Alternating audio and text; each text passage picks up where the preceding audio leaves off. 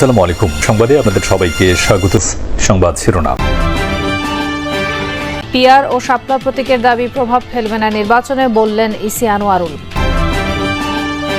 Comilla medical college হাসপাতালে নিম্নমানের মালামাল কেনার অভিযোগ, 5 কোটি টাকারও বেশি অনিয়ম, চলছে তদন্ত।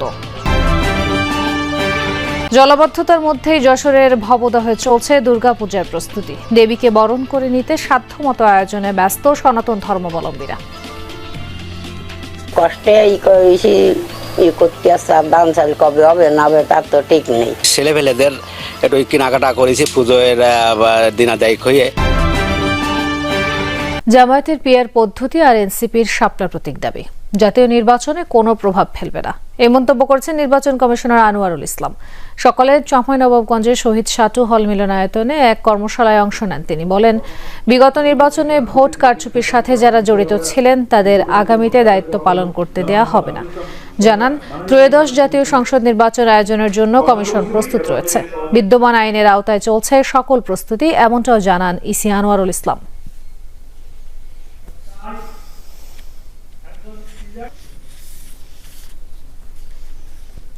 পিআর পদ্ধতি এবং একটি দলের প্রতীক বরাদ্দ বিষয়ক এগুলো নির্বাচনের ক্ষেত্রে কোনো সমস্যার সৃষ্টি করবে না।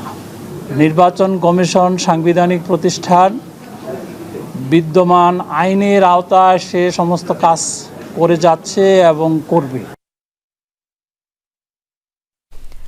কুমিল্লা মেডিকেল কলেজ হাসপাতালে প্রায় 24 কোটি টাকার কেনাকাটায় 5 কোটি টাকারও বেশি হেরফেরের অভিযোগ উঠেছে। আর সেই অভিযোগের তীর স্বয়ং হাসপাতাল পরিচালক, ড্যাব নেতা সহ সংঘবদ্ধ চক্রের বিরুদ্ধে। কুমিল্লা মেডিকেলের সরঞ্জাম মেরামত ও কেনাকাটায় চক্রটি কিভাবে অনিয়ম করেছে সেটিই থাকছে সহকর্মী খোকন চৌধুরীর 2 পর্বের প্রতিবেদনের শেষটিতে। কুমিল্লা মেডিকেল কলেজ হাসপাতালের burn and plastic surgery ward. স্বাস্থ্যসেবার পাশাপাশি মেডিকেলের আসবাব নিয়ে অভিযোগ শেষ নেই রুগী স্বজনদের। ওয়ার্ডগুলোতেও বেড সংকট, কোথাও কাঁথা, বালিশ, চাদরের ব্যবস্থা করতে হয় রুগীর স্বজনদেরকেই। মেডিকেল তো কোনো বালিশ দেয় না, বালিশ সব কিনে, এটা সুতিটা দিলে রুগীর জন্য ভালো হতো। অথচ সম্প্রতি রুগীদের জন্য 67 লাখ টাকার বালিশ, কভার ও চাদর কেনা হয়েছে। তবে অভিযোগ সবই নিম্নমানের। ক্রয় রসিদে প্রায় 40 লাখ টাকা খরচে স্টিলের আসবাবপত্রের কথা উল্লেখ থাকলেও বাস্তবে দেখা গেছে সবই লোহার। মাল বানানো কেন দেরি হয়েছে, যে কারণে আমরা দেরিতে আসছে, আমরা এদিকে রাখছি। এখন আবার সরবরাহ হবে, সরবরাহ হওয়ার পর যে মালটা থাকবে আমরা ভিতরে নিয়ে আসবো।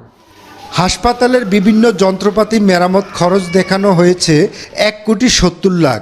তবে তা কোন যন্ত্রের মেরামত তার উল্লেখ নেই চুক্তিতে।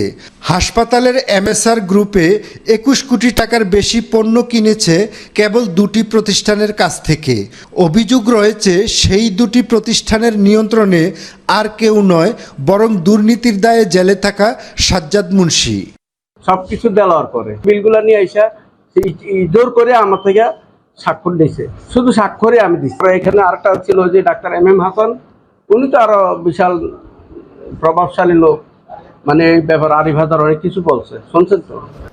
ওষুধ থেকে শুরু করে সরঞ্জাম মেরামত সব খাতেই অনিয়ম দুর্নীতির অভিযোগ উঠেছে পরিচালক ডাক্তার মাসুদ পারভেজ, ক্রয় কমিটির সদস্য ডাক্তার MM হাসান সহ ড্যাবের কয়েকজনের বিরুদ্ধে। অভিযোগের সত্যতা জানতে পরিচালকের রুমে গেলে আটকানোর চেষ্টা চালান আরেক অভিযুক্ত প্রধান সহকারী দেলোয়ার হোসেন। আমি কি করছি? আমি তো কমিটির সদস্য নাকি আমি আমি কি কমিটির সদস্য? আমি কি স্টোর কিপার? আমি কি অ্যাকাউন্টেন্ট? আপনি তো প্রধান সহকারী কোনো কাজ নেই। তবে এত সব অভিযোগের বিষয়ে কোনো কথা বলতে রাজি হয়নি অভিযুক্ত পরিচালক। যখন আপনারা প্রশ্ন করতেছেন তো আপনার প্রশ্ন করার রাইট আছে, আমি প্রশ্ন নিব না নেব এটাও আমার রাইট আছে, আমি উত্তর নাও দিতে পারি। এসব অনিয়ম তদন্তে এরই মধ্যে গঠন করা হয়েছে 2টি আলাদা কমিটি। নিজ তরিকার বিশ্বাস থেকে 34 বছর ধরে চুল দাঁড়িয়ে রাখছিলেন হালিম উদ্দিন আকন্দ, কিন্তু মানবিক কাজের নামে জোর করে 70 বৃদ্ধের সেই চুল দাড়ি 4 মাস আগে কেটে ফেলা হয়।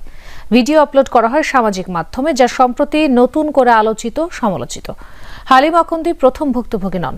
সোশ্যাল মিডিয়ায় মিলেছে এ ধরনের কর্মকাণ্ডের একাধিক প্রমাণ। জবরদস্তিমূলক এসব কর্মকাণ্ডকে ঘিরে তৈরি করা হচ্ছে ফেসবুক পেজ আর ইউটিউব চ্যানেলের বিতর্কিত কন্টেন্ট। ঘটনাটিকে মানবাধিকার লঙ্ঘন বলছেন আইনজীবীরা। ময়মনসিংহের তারাকান্দা উপজেলার বাসিন্দা হালিমউদ্দিন আকন্দ কোনো মানসিক রোগী বা ছিন্নমূল মানুষ নন। কোদালিয়া গ্রামে নিজ বসত ভিটায় থাকেন। কাদেরিয়া নকশাবন্দিয়ার অনুসারী তিনি। ঝাড়ফুঁক করে ঘুরে বেড়ান গ্রামগঞ্জে, হাট বাজারে। 4 মাস আগে জোর করে তার চুলদাড়ি কেটে দেয়া হয়। বাধা দিয়ে ব্যর্থ হয়ে সৃষ্টিকর্তার সাহায্য চেয়ে আর্তনাদ করতে থাকেন তিনি। আল্লাহ আল্লাহ তুই দেখিস, আল্লাহ তুই দেখিস। আমি যদি এই 150 লুট খাইতাম, লুট খাইছে বেড়া, যে বেড়া এনে হুগার করছি এই বেড়া এনেই তো করছে। তার সেই চর্চার থেকে বা তার সেই যে বেশভূষা আছে সেটার উপরে হস্তক্ষেপ করাটা একবারে তার ব্যক্তি স্বাধীনতার উপর হস্তক্ষেপ করা। ঘটনাটি চরম মানবাধিকার লঙ্ঘন বলে বিবৃতি দিয়েছে আইন ও সালিশ কেন্দ্র। জেলা জজ কোর্টের আইনজীবী বলছেন এটি ফৌজদারি অপরাধ। মানবাধিকারের কথা বলা হয়েছে, মৌলিক অধিকারের কথা বলা হয়েছে। রাষ্ট্র তা বলবৎ করার জন্য অবশ্যই জাতীয় মানবাধিকার কমিশন সোমোটো হয়ে সেই পদক্ষেপটি নিতে পারে। এটি প্রথম ঘটনা নয়। ফেসবুক, ইউটিউবে দেখা যায় একই ধরনের ভিডিও সহ ব্যক্তি অধিকার ক্ষুণ্ণ হয় এমন কন্টেন্ট আপলোড করা হয়েছে বিভিন্ন পেজ থেকে। এ বিষয়ে হিউম্যান সার্ভিস বাংলাদেশ পেজের অ্যাডমিনের বক্তব্য জানতে চাইলে নিজেদের কাজের পক্ষে যুক্তি দেন তারা। 17ই মে নেত্রকোনা কাশীগঞ্জ থেকে আমাদেরকে ফোন করেন। পরে বললাম যে এটা তো আপনারাই, যদি ওনার প্রয়োজন উনি যদি সম্মতি দেয় আপনারা এটা কাটেন, যেহেতু দূর আমাদের তো যাতায়াত খরচ হবে অনেক টাকা। তারপরে ওনারা বললো যে আমরা ভাই অনেক চেষ্টা করেছি, আমরা পাই না, এই জন্য আপনাদেরকে নক দিয়েছি। পরে মূলত হলো আমাদের ওখানে যাওয়া। অথচ ভিডিও থেকে অর্থ আয় করছেন সংশ্লিষ্টরা।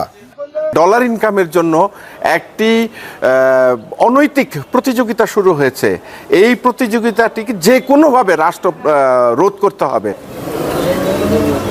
কেউ কাঁদছে, কেউ বেঁচে থাকার জন্য লড়ছে। এই সব চিত্রই এখন ভিউয়ের খোরাক, ডলার আয়ের হাতিয়ার। এ ধরনের ভিডিও যখন ফেসবুক বা ইউটিউবে আপলোড হয় এবং ভাইরাল হয়, তখন আর কারো মানবাধিকার সুরক্ষিত থাকে না, যার অন্যতম উদাহরণ এই হালিমউদ্দিন আকন্দ। বিশেষজ্ঞরা বলছেন শুধুমাত্র ডলার কামাই করার জন্য কিংবা নিজেকে ভাইরাল করার জন্য মানুষের যন্ত্রণা বিক্রি করা কিংবা তার ব্যক্তিগত জীবনকে অসহনীয় করে তোলার কাজ যারা করেন তারা অপরাধী। এজন্য আইন প্রয়োগকারী সংস্থাকে নিতে হবে ব্যবস্থা।